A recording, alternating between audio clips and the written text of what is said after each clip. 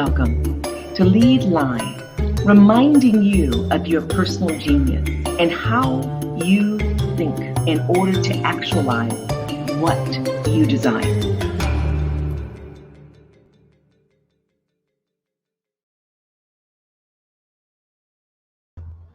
Well, hello again to Lead Live. Today we'll discuss what is business success really. And from our guest perspective, it really is freedom. So we're going to learn how best to deal with the daily challenges of strategy, creative, and branding. This, I call them dynamic dual. Actually, dynamically helps entrepreneurs, creatives, and thought leaders build and practice the ideas of hope and play. Remember those two words, hope and play. Their insights are reflective of decades of experience, focused leading and deep reading across disciplines, including emotional intelligence, behavioral science, and economics and design. They take all this and distill it into a structure that simplifies and translates these complex concepts into actionable methods and mindsets. Now, they're going to challenge us because they challenge preconceived notions of how to lead, how to build a successful business, and even how to view reality. And through their nonprofit, the 510 Media Foundation, they test and explore new ideas and deep cultural solutions that shrink Black economic challenges, negative belief systems, and power gaps in the community. Countless individuals have benefited from and continue to benefit from their tools, learn to develop more accurate perceptions of the needs of customers and clients, and significantly increase their business health because they're better equipped to work with their teams and be more creative while solving important, crucial human problems central to their success. So who are these individuals? Nana, Kofi Nti, and Mashama Carter-Thompson. Well, they're co-founders of 510 Media. And Nona, changing his name. I'm sure he's laughing in the background. Nana Kofi Nti is known for his commitment to the Black community in business and dedication to Black entrepreneurship in his local community and beyond. As a co-founder of 510 Media, he's responsible for the strategic vision of the business. And under his leadership, 510 Media has grown from a photography studio to a brand strategy and management agency, focusing on finding creative solutions that move audience into action. Honed over 15 years, this gentleman has authored an unconventional approach to creativity anchored in human connection through deep listening, storytelling, and shared experiences. Sound familiar? Storytelling? Historically, what have our ancestors done in order to catapult the next generation to leadership and transformative leadership? This approach has earned Nana and 510 Media a reputation for creating brands and stories that build connections and change the way clients show up to their audience. Active in the community, this gentleman, Nana, created Frame, F-R-A-M-E, a free editorial photography course open to anyone in the community. He's led the class for several years before handing over the reins to a group of highly talented, hand-selected photographers that apprentice directly with him. Mashama Carter-Thompson, as I said, co-founder. This gentleman serves as creative director for 510 Media, a creative brand studio. Over the past 15 years, he's served also as operating or chief brand strategist, creating means for a creative and strategic team to do much more than what many creative and strategic teams do in the physical and digital space across many industries.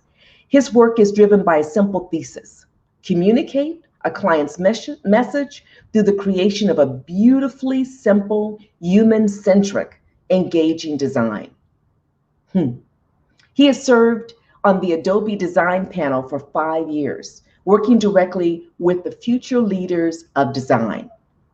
Their insights, these two gentlemen, Nana and Mashama, their insights come from 20 plus years as practitioners working with businesses and individuals to increase their odds of success through meaningful and sustainable practices rooted in our human need to be seen, heard, and understood. With that, I think humble presentation, and I could have said much more, and will hopefully say much more before this session is over. I'd like to ask Nana and Mashama to join us right now.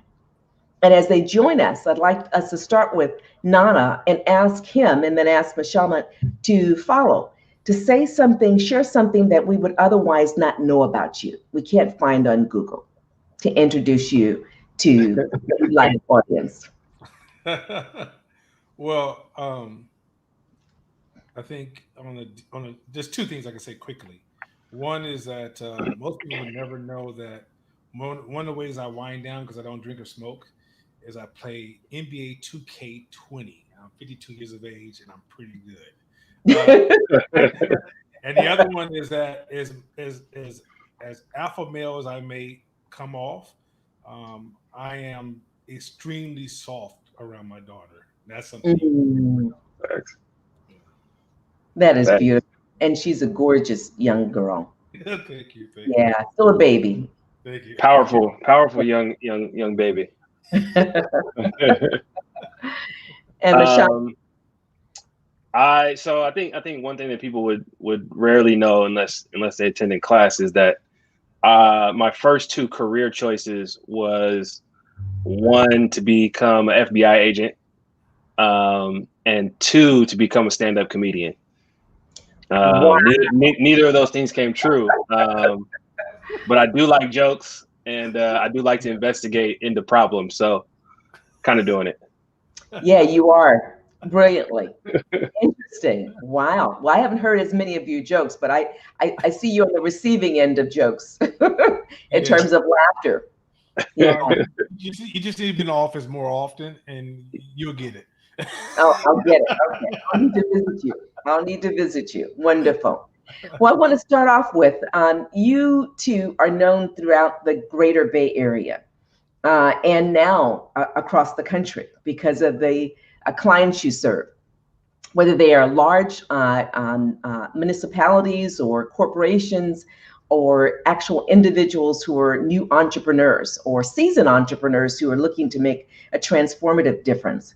And I'm thinking about the folks who have degrees from Stanford, a Ivy League institution, individuals who have degrees from Laney College, a community college, as well as individuals with PhDs, MBAs, et cetera, who are coming to you and learning things that they would otherwise not know.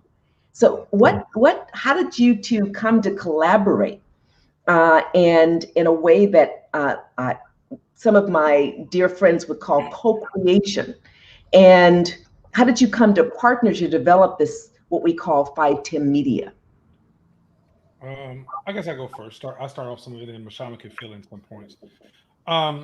Well, at the age of 22, I became pro-black, and for years I was the guy walking around with the cognitive distortion of what people should do, and I realized that was ineffective, and I realized that also that I didn't know how to build, and I really shouldn't be telling people what they should do if I haven't built anything myself.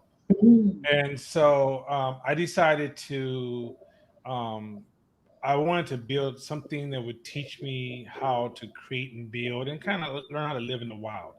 And so I quit my job and started with 510 Media because at the time, my favorite hobby of all times was photography.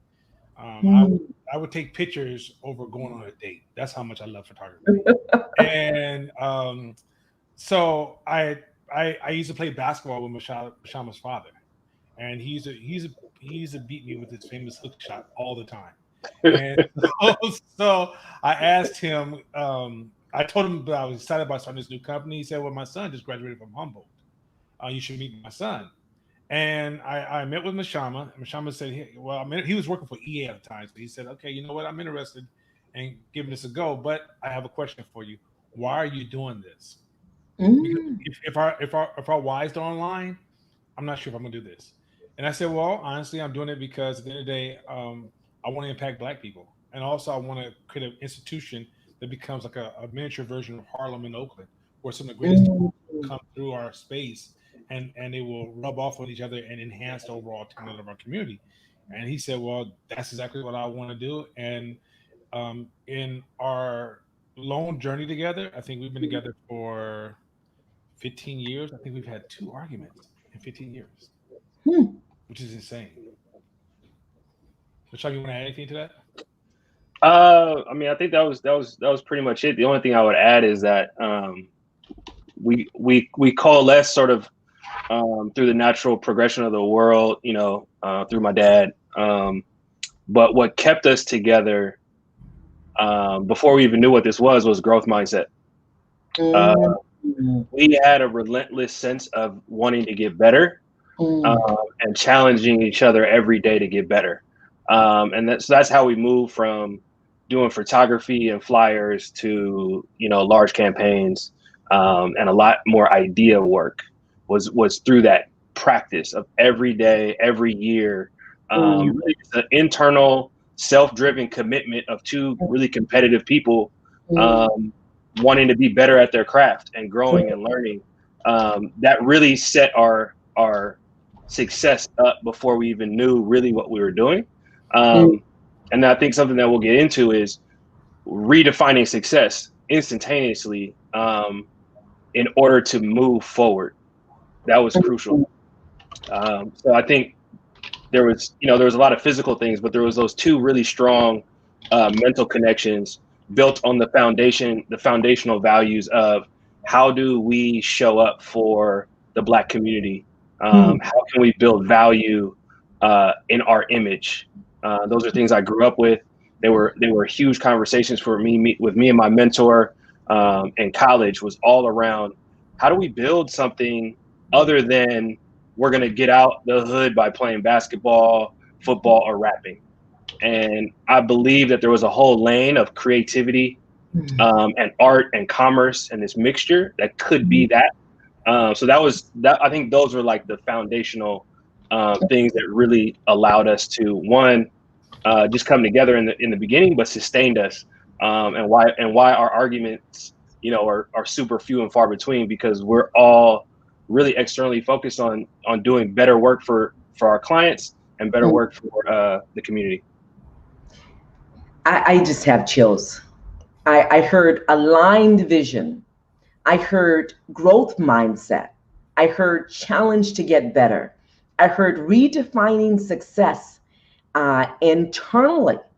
I heard being really focused on how to build something and understanding this intersection that you are part of, that really defines who you are. I'm paraphrasing, perhaps not very well, but creative, art, and commerce.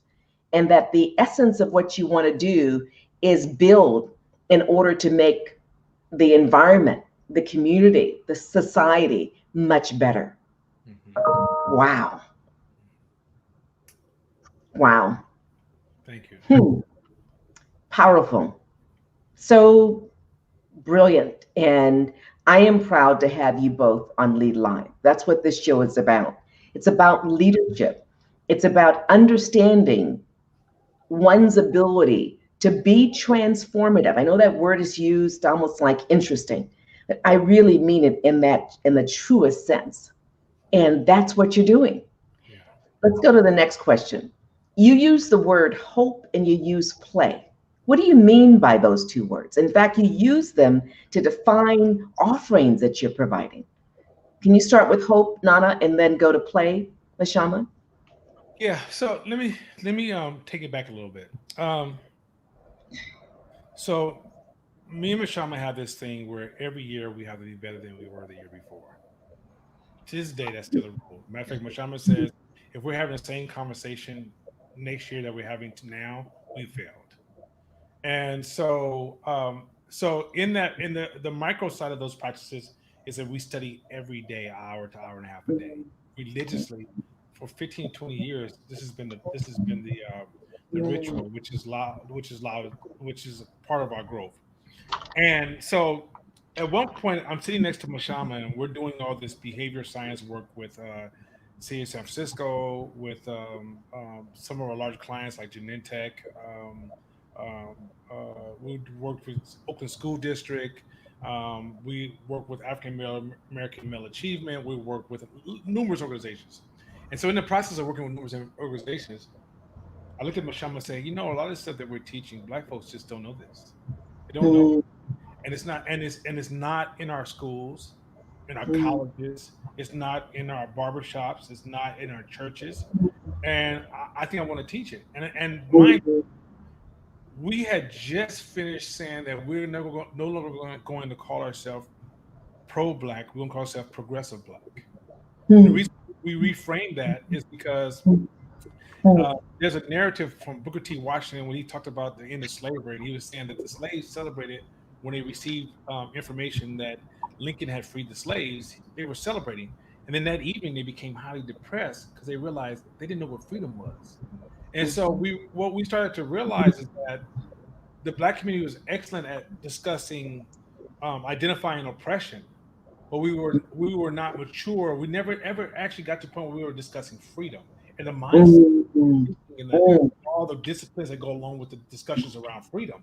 And so hope was born out of that because I realized that our people, because we focused on defense as opposed to offense, becoming hopeless.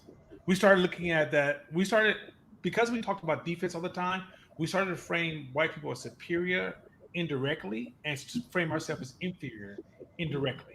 And so what ended up happening is that we started to accept that maybe there's nothing we can do. And then we would constantly quote, Black Wall Street. We would quote the bombing in Philadelphia. We would quote COINTELPRO. We would quote all these. We would highlight all these different things, crack being delivered in our communities. And so we were always framing our situation as being the victim. So we know that, that one of the rules of active passive thinking is that you might not be responsible for how you got there, but you're responsible for how you're going to get out of there. And so what we decided to do is build a business course because we realized that business is at the core of developing a healthy society. It retrains society. It reshapes society. It controls it controls not only the economic system but the housing system, the health system. It controls the whole infrastructure. And so we decided to create a course because we realized that in business, what hurts people in business is not tactics. It's not lack of strategy. It's not lack of resources. It's psychological factors. And those psychological factors, like for example, you could tell a person what to do, but getting there is another journey. It's another challenge. And so a lot of times we don't understand the impact of everything from psychological distortions to biases to how the heuristics is corrupted at early stages, mindset, all these different things are impacting our everyday. And in the end, and also the number one is ego. Ego is a result of people not feeling like they're good enough. And so they don't feel like they're good enough. They pump themselves up to the point that they exaggerate their reality and to the point that they no longer can properly perform in that reality. And so what we find that African Americans, because we don't feel like we're good enough, and also our Latin community, because we have Latin students as well, because they don't feel like they're good enough, what we saw them doing is underperforming in all these areas, as well as being distorted by their beliefs are distorted, their ego's creating huge distortion. They have emotional intelligence problems. We're also seeing logical fallacies in our communication. So we saw all these different challenges. What do you mean by fallacies? Give an example.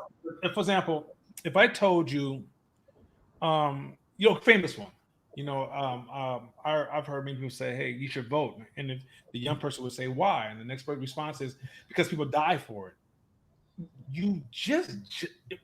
What you did was you played on that person's emotion as opposed to answering a person's question. Mhm. And so then what it does is that because if people die for it, doesn't mean that today in 2020 that it's still a smart move.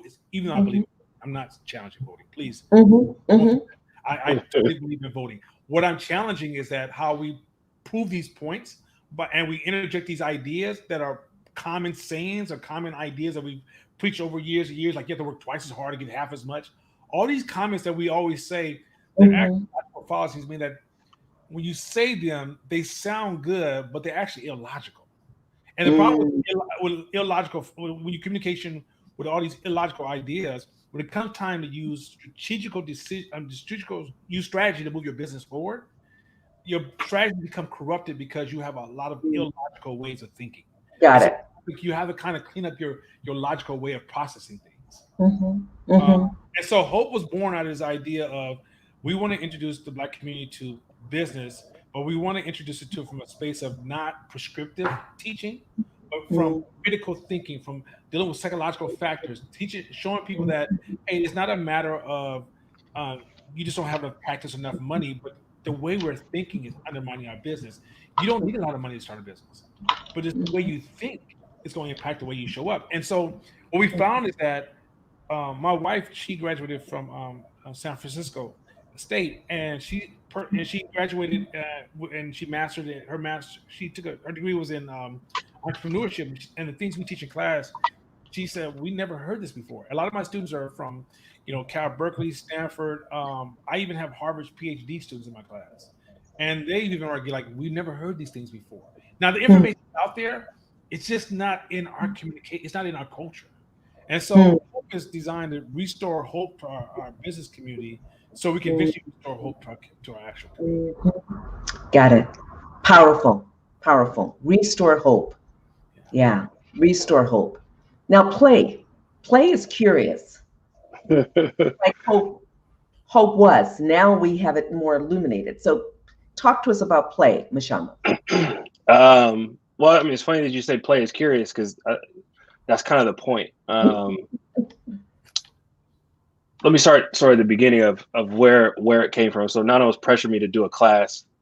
Thank you for doing that. I appreciate it. It's all your fault, Nana. Yeah, he was putting a lot of pressure on me probably for a year and a half to really build something that we could deliver to the community based upon my insights and experience. And so as I thought about this, I set out to design something that I thought would help me when I started my career. And so what I noticed was that as we gained success and we gained traction and we gained clients and we grew, our strategies, our methodologies became very stagnant because once you grasp success, you're like, let me repeat this. Let me repeat this, right? And so you build a system, a formula, an approach to building a brand or building a campaign or whatever it is. And you kind of lose the whole magic and mystique and power of creativity in that because things become stale. And so as I thought about where we were at the time and how we could get out of that, play is the most natural time when we welcome uncertainty. In every instance, when we're kids, the dynamics of play mean that we do not want to know the outcome. We are free to fail. We are free to experiment. And for me, I just saw that lacking in our own mindset, our own business. We're B2B, so all the businesses and organizations we work with, everybody was talking about innovation, but nobody wanted risk. And so the idea of play unlocks all of that. When you approach the mindset and you say, hey, we're going to dive into uncertainty, we're going to figure things out and we're going to have fun. We're going to introduce the idea of just play. That's where it all came from. And so what I believe it enables us to do is it gives us a space where we can be loose and again, welcome that uncertainty, and then let go of some of our beliefs and biases. We start play at the point of human perception. Literally, how do we perceive the reality around us, right? Our collective reality. How do we perceive that? How our senses work. You know, the amount of, what we can hear, what we can see, what we can touch is only a small fraction of what's out there. And so we start in that place of perception. Hopefully that breaks us down to know that whatever we see is only a fraction of what's there. So that gives us opportunity that other people can have a different perspective on the same exact bits of data or stimulus. And hopefully that opens us up to some empathy that allows us to really observe people. And once we get to those, once we understand those spaces, we can really move into creation for a group of people. And so play is really that examination of behavior, human behavior, and branding, and where those two things come together, and how we can show up and serve the people that we're seeking to help. Bring value to people. I think that is my number one goal with play, is to enable people to have fun, be loose, create, innovate, accept risk, but ultimately to bring value to those they seek to serve. And so that's kind of where we landed with the second class called play. Okay, I want to make reference. We have a number of comments. I want to just call attention to them before we go into other questions. And I want us to come back to play in a moment, because there's a question that's in my head. Shamani says greetings and salutations to us. And C, I think it is, Demal. I've been part of the Hope community for 5+ years and the photo class for even longer. These two brothers have been an inspiration or are making an immeasurable impact on the community! ! And then Shamani asked the question, how has ideation evolved through the years to you, or for you two? And before you answer that, think about that for a moment. She goes on to say, excellent points on bringing hope by reframing the determinant factors via psychological structures. And then Dr. Solomon, we're going to come back to Shamani's question. Dr. Solomon indicates good information. Tomoko says hi. And Zara says, I'm loving the focus around mindset, perception, perspective. You all are dropping some valuable gems. Thank you. And then before we go back to that question from Shamani, she also says, Shama, brilliant insight, observation on how companies want to pursue innovation, but without taking risk. Hence why play is so critical to realize value. Okay. Yeah. Real, true. So how has ideation evolved through the years for you two? I'll say really quickly. I'll let you clean this up, Nana. But I think at least my perspective is that ideation went from something that kind of happened over time to something that we were actively engaging and hunting out, and knowing that, like, when we're launching a brand, it is just a starting point. A lot of times our clients would look, when we would hand over the keys to something we built, campaign, brand, whatever it is, they're like, oh, we're done. Great. We're going to go into the world. And it's like, no, we've just got to the starting line. And that evolution and ideation is actually the most critical part of any long-term sustainable business or brand, which means listening to your audience, listening to culture, examining all the factors of how time moves and what is moving with that. So for me, it's that transition of something that happened and to something that you're looking to do, and actively saying, hey, look, we know this is an evolutionary process. We don't always need to hit home runs. We need to get on base and then move from there and continue to ideate. I'll give you one example. And this is probably one of my favorite examples of the mindset that Nana rolls with every day. We have been doing the photo class for probably like 4 or 5 years. And it's the end of the year, it's December, like we're getting ready to go on break, and Nana's like, hey man, I don't really want to do photo class anymore. I want to start teaching an entrepreneur class. I'm like, okay, cool, great. When do you want to start? He's like, January. I said, what? And he was dead serious. He's like, I need some marketing material. I'm starting this class in 2 weeks. And I'm just like, how are you going to do this? And even being around him for all those years, it still impresses me that he just said, no, I'm going to do this thing and I'm going to iterate on it. And when you think about when we first launched the first version of Hope to where it is today, from delivery systems to content, everything is night and day. And he looks at things as a beta process. He's like, no, I'm going to jump in the water now and put it out there and see, and let it evolve, let the ideation happen by force of friction, to see what people picked up, to see what people let go, and to see how I was going to grow and change through that process of teaching. Yes. So he knew all of that in advance, and also welcomed that uncertainty of, I don't know how this is going to show up. You know, letting go of perfection. I think we have such a hard time with that. You know, people want to start a business. They want to write a business plan. They want all these things to fall into place, all this perfection to fall into place. And then they launch it and it's like Field of Dreams, the people will come. When the process is totally different. It's really about offering something to people, to your audience, to people that you think will care about it. And then you got to have that courage. And so to me, in a nutshell, just being able to say, you know, he probably had just thought of it. He had probably been thinking about it for a week and then called me and said, hey, I need some marketing material for this class and I'm going to launch it in 2 weeks. That to me is just the essence of stepping into uncertainty and being ready to ideate.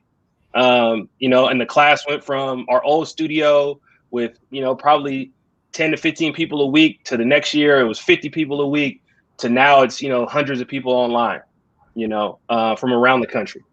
So that is that for me is ideation, is like diving into it and accepting it versus it's sort of something that happens to you over time as you deal with road bumps in your business. Yeah, and may I just two Please. I want to just dive two areas that I think that two things he mentioned that I think that deserves a little attention. Quite often, because we'll just go back to that idea that, you know, African Americans don't feel like they're good enough. So sometimes when a microphone's placed on our face, say, how do you solve a problem? We try to assume we can answer that question. And so how do we solve oppression? We to assume we can answer the question. How do we deal with the deterioration of entrepreneurs in the Black community? We try to answer those questions. And where we need to be honest with ourselves and say, we don't really absolutely know. You know, we may be qualified to answer the question. I mean, we may be qualified to deal with the problem, but we don't know. And so we have to kind of build research and development in our processes, meaning that we have to say to ourselves, we're going to try multiple things. Every time something fails, that's data. And that data moves us closer to an answer. And the closer we get to the answer, it qualifies us to lead or to move in that direction. But I think where we go wrong is we think that we have to, from the point we start, we have to be perfect and we have to end perfect. And the reality is that we're going to have to discover. So we have to accept mistakes or failure, because the failure is data to help us actually achieve our success. And so we have to give ourselves room. So even if we're raising money as a nonprofit, we have to say to ourselves, hey, we're going to raise a certain amount of money to try new ideas daily so we can get to the point where we get closer and closer to things that work. Now, things that work, here's another thing. This is the second point. The market nor people are static. Things are always changing. So what might be right today could be wrong tomorrow. And what may be wrong tomorrow might be right today. So even when people say, what is the secrets of success? There's no such thing. There's multiple things that can work. Now we can tell you, now we're very clear on things you should not do. I'm very clear, but there's very clear about, and we could maybe another discussion we could talk about things you shouldn't do in business or things you shouldn't do in building, right? But there's so many paths. And so what am I saying? What I'm saying is that you can't rely upon prescriptions in this space. You know, the 5 steps, or I meditate in the morning, or I just do this, or I do this, or I follow this principle. I think sometimes prescriptions gives us a false sense of knowledge. What you have to rely upon is critical thinking. Being able to analyze, look at the sample size, look at your data, engage, have empathy, see, make decisions, and then also don't personalize those decisions. Because once you personalize, let's say you make a decision and it's wrong today, but you personalize it as if I made a bad decision, and that means I was dumb or I was bad. Well, that same decision might be a right decision 6 months from now, but you can't make it because you put a personal stamp on top of it. And so you have to give yourself to realize that in business, you're just making decisions and you're not going to always be right. And when you're wrong, that's just as valuable as being right, because wrong is information. Let me add something. We at the studio, we have this thing called No Gurus, and it's something that Nana and I talk about in class all the time. Is that no matter what information source, myself, him, anybody, there are no gurus. So you need to take the information that you're receiving and test it for yourself, because information alone is worthless. It must be applied. You must test it. You must use it. And if it works for you, great. I love meditating in the morning. It works great for me. It might not work for you. It might not help you focus. You might need to run. You might need to bike. You might need to do something else. Just sip a piece of some coffee and read the newspaper.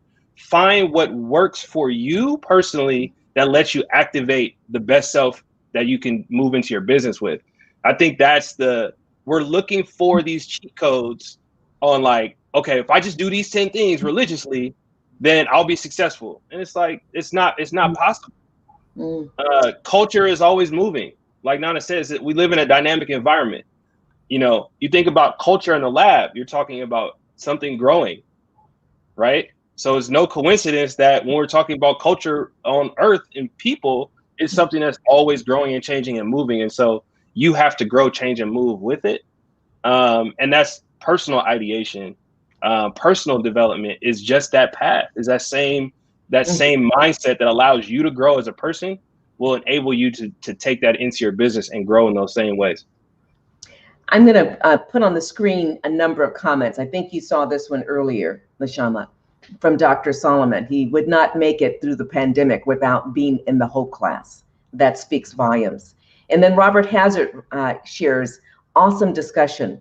What you do at 510 Media is certainly impressive. Growth mindset at its best. And then Roy Robles writes, how do you see play being used or not used in education? Maybe schools start off with lots of play, but it seems the older you get, less play there is, in particular with academic subjects. Can academic subjects have more play? Yes, absolutely, 100%, 1,000%. That is what we're trying to get back to, is that youthful expression. When we were kids, we moved with a freedom, and it's no wonder that that's the time we learn the most. We engage with the world, right? You want to set up things that are challenging, but also safe, right? So moving in a way that in higher education, we get away from what is success, A's, B's, high degrees, all this stuff doesn't mean much when you get down to the only thing you have in your life is your experience. Moment to moment, all you have is your experiences. So shouldn't they be joyful? Shouldn't they be filled with play? And as we get older, why would we detach ourselves from that for a sense of, well, I'm an adult now, so I have to be serious about these things? Yeah, sure, there's plenty to be serious about, but we can always use the idea of play to further ourselves. I think education, specifically higher education, hinders itself because it's based on marks, degrees, and not actual engagement, right? I could go my whole career and just live in education. I could get degree after degree after degree, and people say, hey, that's successful. Now that person has to determine that for themselves, but actually engaging with the world around you and understanding moment to moment that all you have is the moment, this experience. Right now, all we have is this. How do you feel? Are you building an engine? Are you building a life engine that produces the challenges, the ups and downs that you want, that are enjoyable, right? Because pressure and pain come, it's the other side of the coin of joy and love, right? So are we doing that? Are we facilitating that? I think we are lost in education, at least in this country, around the idea of status and success and degrees and what car can I drive, what house can I have, right? And we've lost the idea that really it's just comes down to our experiences. So absolutely, we can change higher education. Last thing I would say, a few years ago, I was working on a school design project, and I had the good fortune to be in Boston and go to the MIT design lab. And it is a massive building filled with nothing but the best and brightest, and they're all playing. That's right. All given license to experiment, and they're building all the things that we'll see in the future, Mm-hmm. right? Like mind-blowing things. And it's all about trial and error and research and development and failure. So at the very top, we see it, but everything else is really built around organized learning and compliance. And so getting away from that, because we're no longer in an industrial society, right? We're now in an information-based society. So we don't really need to build people to work in factories, because factories are robots now, right? So we have to give people more access to the idea of diving into uncertainty, which I think is play at all levels. Reminds me, go ahead, Nana. I want to add real quick.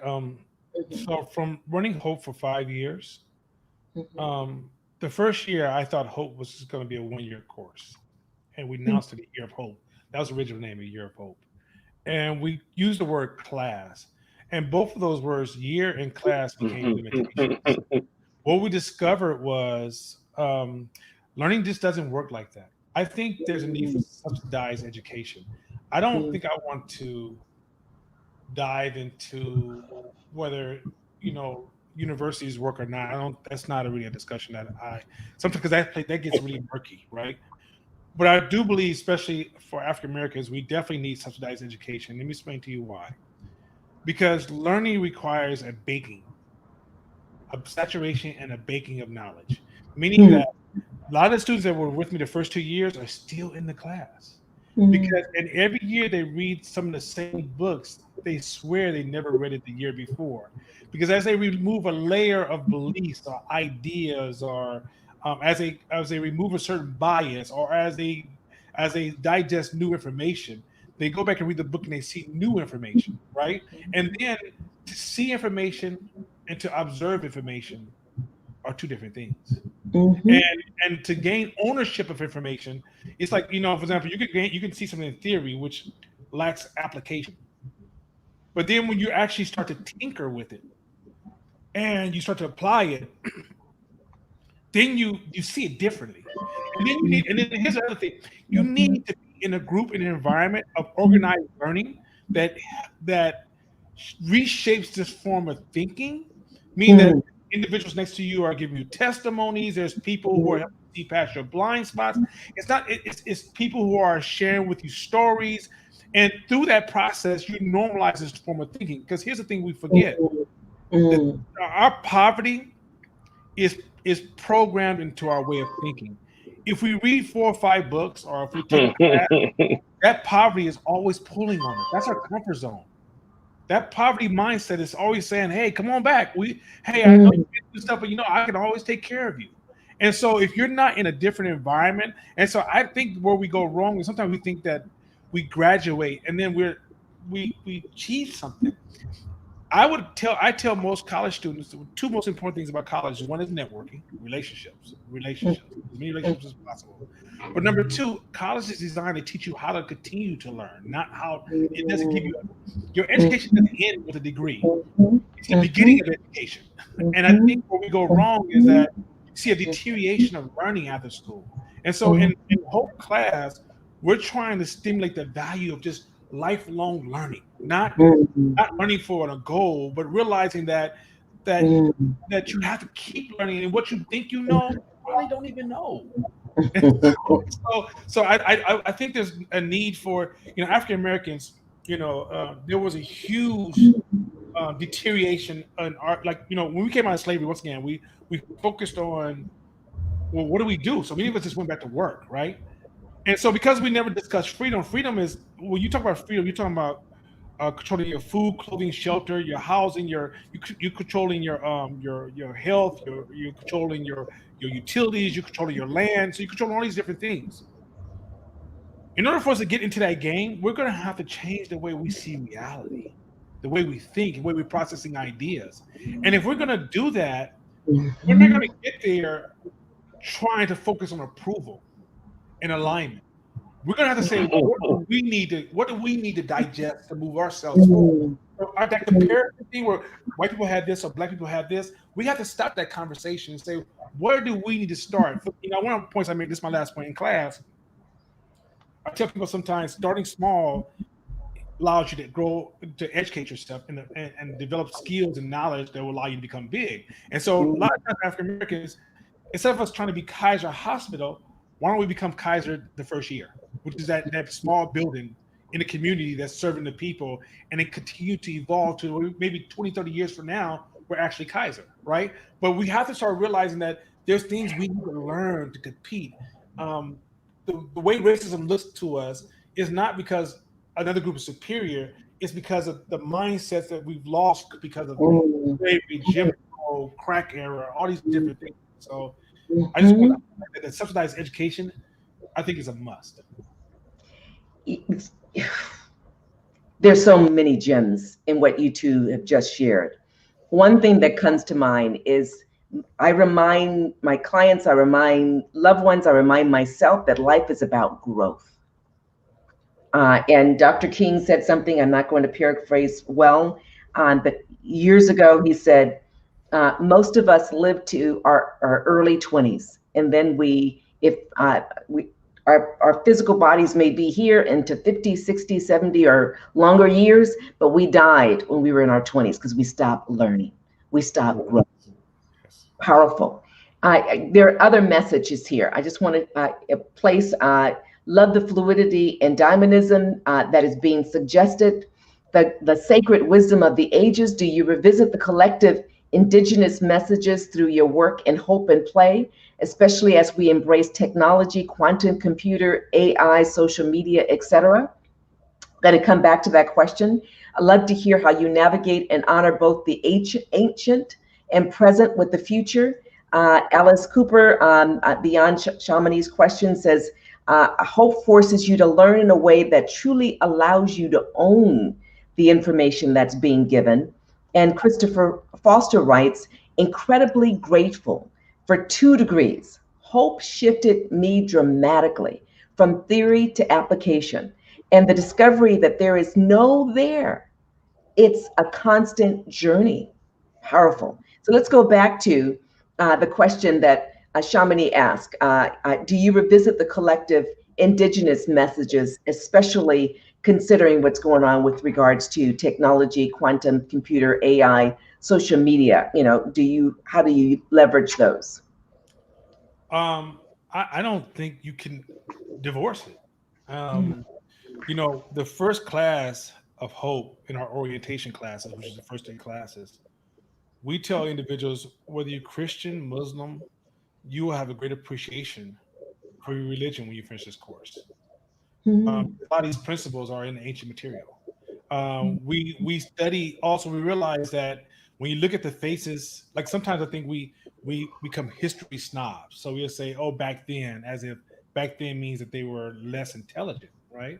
And we realize that if you look at pictures of people from back then, they look just like us, and they bled just like us, and they process just like us. And what you'll find is that there's a lot of wisdom in our past, a lot of wisdom. We're both lovers of history. We pay attention to a lot of ancient wisdom and a lot of ancient knowledge. We love Stoicism. There's different things that we actually study that allow us, that integrate into our messaging. Also, let me add this to the hope class and the play class. It's not all espoused by us. In part of our class, we post podcasts from numerous individuals to show that it's just not our form of thinking, that we just plugged in. We don't want to, like I said, Mashama said, we're not gurus.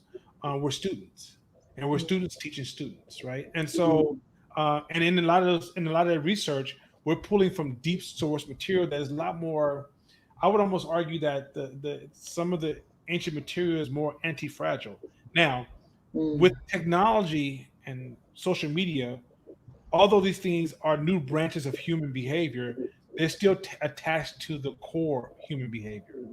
And so once you understand the core human behavior, then these things you can kind of translate what are the popular trends these things are going to, what's going to happen because of these things, or where things are going to shift, right? For example, why is Facebook so popular? Because humans still like to function in tribes. So you can say go home by yourself, but ultimately I'm heading home by myself on the computer. I still want to hang out with the tribe, and so this is what gives social media its wings. And so yes, we fully connect to ancient wisdom, ancient culture, ancient religion, ancient belief systems, and one of these days, if you ever pull us in and have a discussion about religion, it's an interesting discussion. You want to add anything to that, Mashama? Yeah, I mean, the only thing I would say is everything we're doing is focused on the human operating system. And so what that means for us is everything that exists today is just a change of context in which we exist. But we haven't evolved as much as our technology has. And so we might have that new smartphone layer like kind of plugged on top.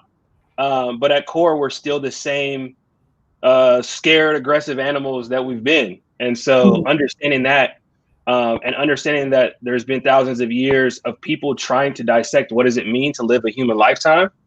And play in particular, we look at Joseph Campbell's work. He studied thousands of myths and seen the parallels and seen the plight that we've constantly struggled with on how and why we are here.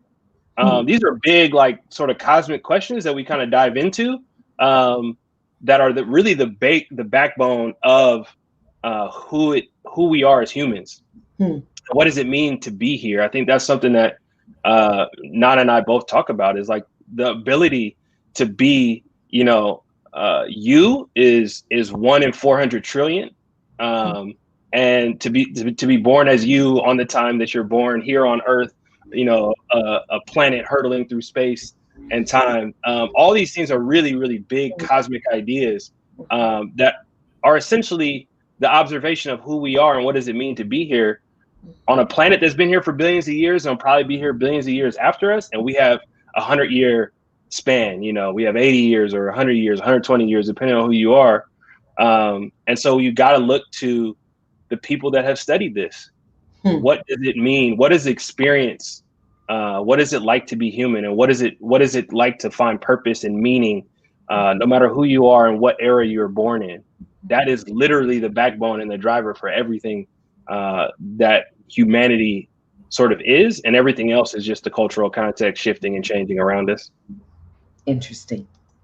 So Silent Films writes, on the point of subsidizing education, are there any plans in the works to create Hope youth programs in an attempt to plant these growth mindset seeds at an earlier age? Yeah, one of the things we're working on now is we have 5T Media as our for-profit, and we created Hope, Play, and Frame as our nonprofit. And the goal with the 5T Media Frame, Hope, and Play is to raise money to put it in his own building. And in our own building, other things we want to raise money for is to boil some of this education down into a digestible level for grade schools, junior high, high school, because if we can start priming our children early to think different and to see the reality different, because one of the things we teach, and so in Hope, we focus on thinking about how do we think about reality, right? And then we shift into discussing the impact of the ego. Then we shift into emotional intelligence. Then we shift into behavioral economics. And then of course while we're doing that, we're delivering all these different strategical tactics on how to solve problems and how to move forward, and how to think about different challenges. And yet we also do it with a hip hop flair. So if you take class, the hoodie, because that's how I like to dress. And so we try to remove some of the traditionalism from the class, because we people often come to class and like, hey, these guys got on hoodies and baseball caps. What kind of class? But then the information, if you sit there just for one class, you realize that we're not doing this typical self-help stuff, right? And I think that's one of our greatest challenges, making that separation between what we do and self-help. Because self-help is very inspirational and motivational. But what we're our goal is to actually change.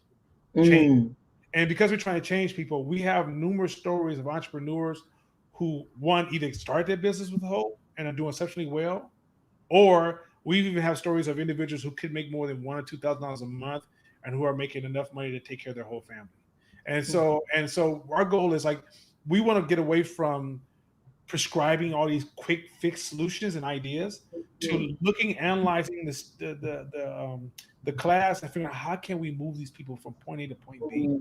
And that's so critical. So even in our class is very, very dynamic. So we're trying to boil all that down and then create a formula that can actually be planted in the schools. But then also at some point, I still believe that education has to be subsidized.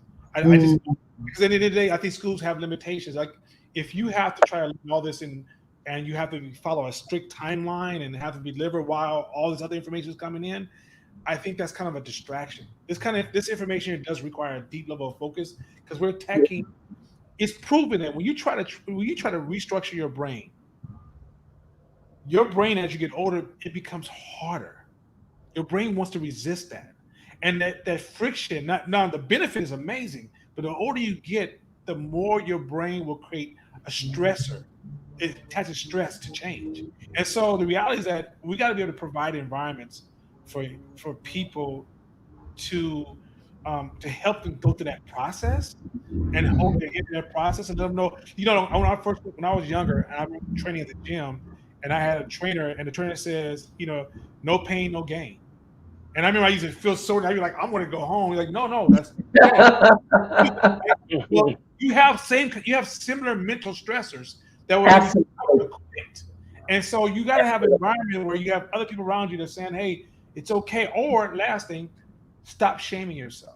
Stop calling you stupid, or I don't know why I don't know this, or what's wrong with me, or I've never been good because of some narrative you told yourself, or I've never been good at math because of some narrative you told yourself, right?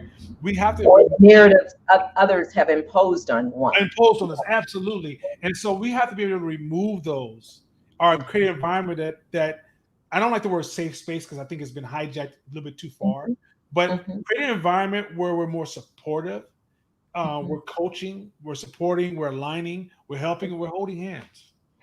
Let me say that I've got about 7 additional questions, and we're almost at the hour.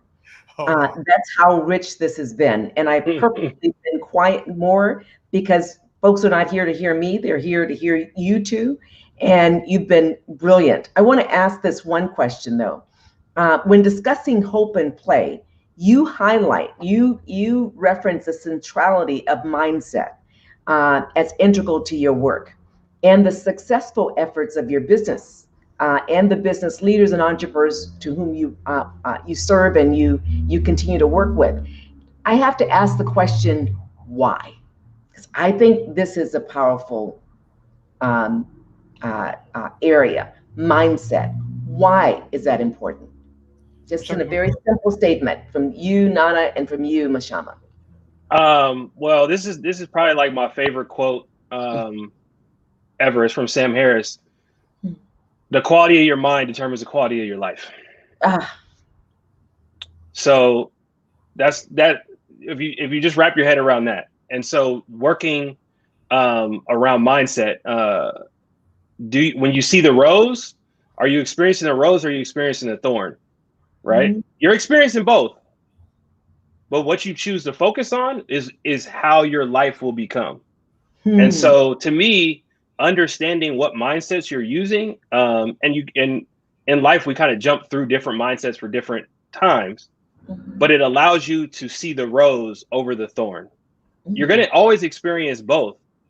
But in order to continue your journey, you kind of have to lean into the hope of it, right? The positive of it, or else it's just like, well, why am I here? Why am I doing this? And so that's the power of mindset. Everything we experience is happening within this framework called consciousness. Literally everything. Yes. And so if we just stop and watch what happens, most 99% of what is happening around us just arises. It just bubbles up. And so we start assigning meaning to those things that are inherently meaningless. Mm. Like data, information, sensory input is inherently meaningless, and we get to assign the meaning. The last thing I would say is, this is, you know, when you're talking about humans, you're talking about trauma, you're talking about history, you're talking about past, and the power of I think hope in particular is it exposes your ability to go to time travel back in time into your past and reassign the meaning of something to allow you to move forward with different outlooks, and to create different actions. And that's all a mental mindset, right? So whether it was, you know, my girlfriend or boyfriend abused me, you know, my father or mother, you know, abandoned me, whatever it is, you can go back in time and say, look, my parents are doing the best that they can with what they had. And it really was no reflection of me, right? And so I can now let that anchor go and I can move forward. And so that's, to me, that's central to how your mind is working, and having the ability to observe that and not just be in a chain of belief and bias and reaction, you know, to everything that's happened. So that's kind of my perspective. Powerful. Yeah, I don't really have much to add besides what we also realize is that if we don't attack with the mindset psychological distortions, these ideas and beliefs that are not true, but things you can't prove. Like if you went to court, you can't prove it, but you say it all the time. You know, for example, fairness is a psychological distortion. So you say that's not fair. Well, with 8 billion people on this earth, fairness is relative, and fairness usually happens in small groups. But overall, fairness doesn't exist. Or the word "should," what somebody should do or what I should do, that's a psychological distortion. And I can go on through a host of psychological distortions, right? But when you're dealing with things like psychological distortions, depression, trauma, ego, heuristics, you know, rule of thumbs, things that we've been taught all of our life, and we follow these ideas as if these ideas, we got so used to a point that we don't even use the part of our brain that can actually manage mindset is called System 2 by the rules of Daniel Kahneman. And System 1, System 2. And System 1 makes all the fast decisions every day.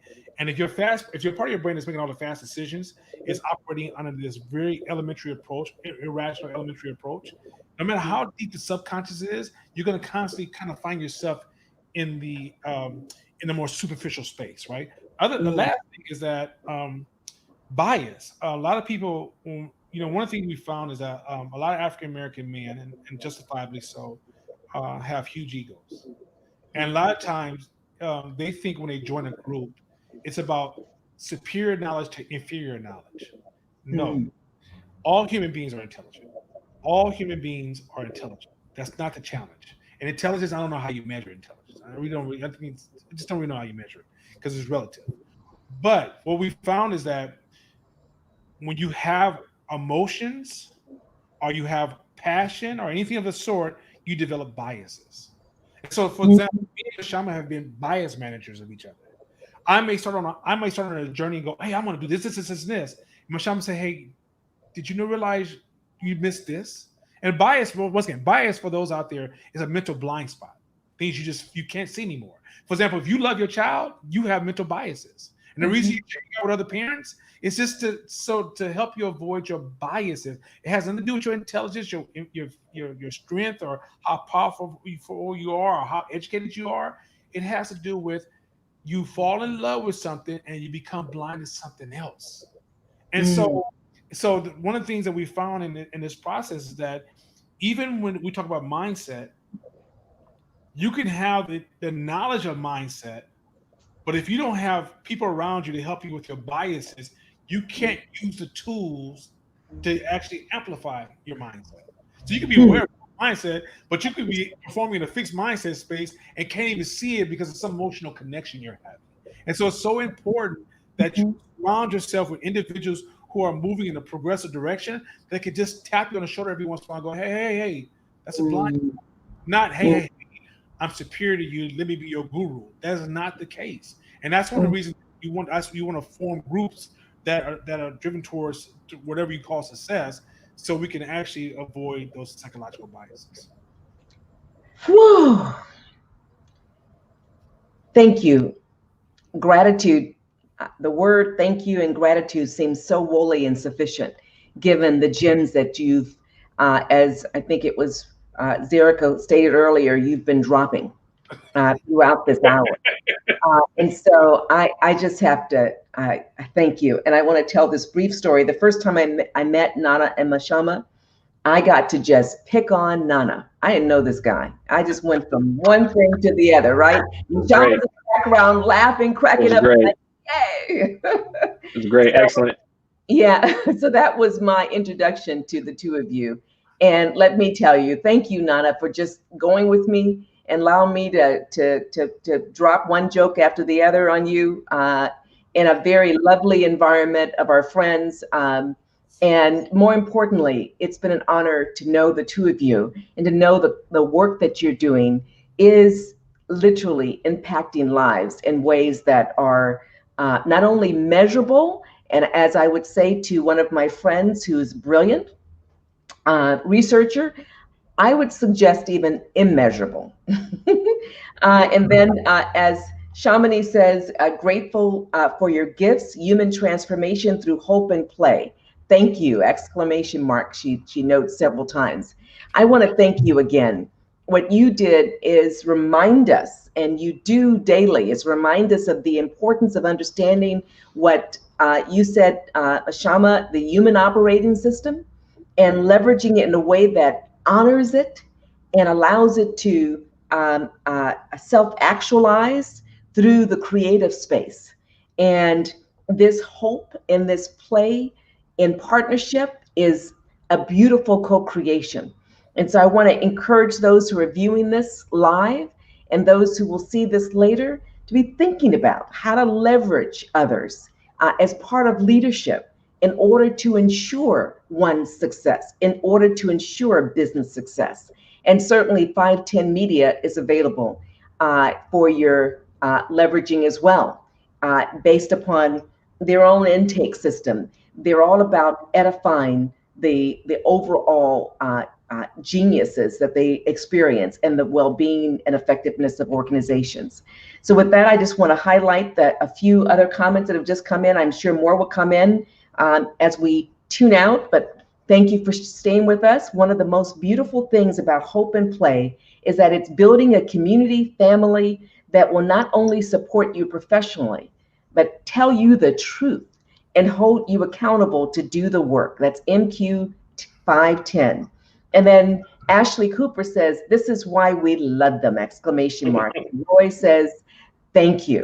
And so with that, I want to thank you again for being here, for sharing with our audiences, and given a lot of questions that we didn't get to answer. If we could bring you back later on this year or next year, would you be open? Absolutely. Only if you start capping on Nana the whole first 15 minutes. I can do that. I can do that. I think the audience would love that. I don't know if Nana would be able to sit in his chair through it all. No, you're too good. You're way too good. It would be awesome. So my pleasure. And folks, we look forward to you rejoining us next week at Lead Live on Wednesdays, noon, USA and Canada, Pacific Standard Time, and 3 p.m. Eastern Standard Time. And we will get information out through our leadlivenow.com regarding our subsequent broadcasts. So if you're interested in subsequent shows, please go to leadlivenow.com so that you can sign up and receive regular updates of subsequent broadcasts. Thank you so much, and have a wonderful balance of the week. See you soon, Nana and Mashama. Thank you.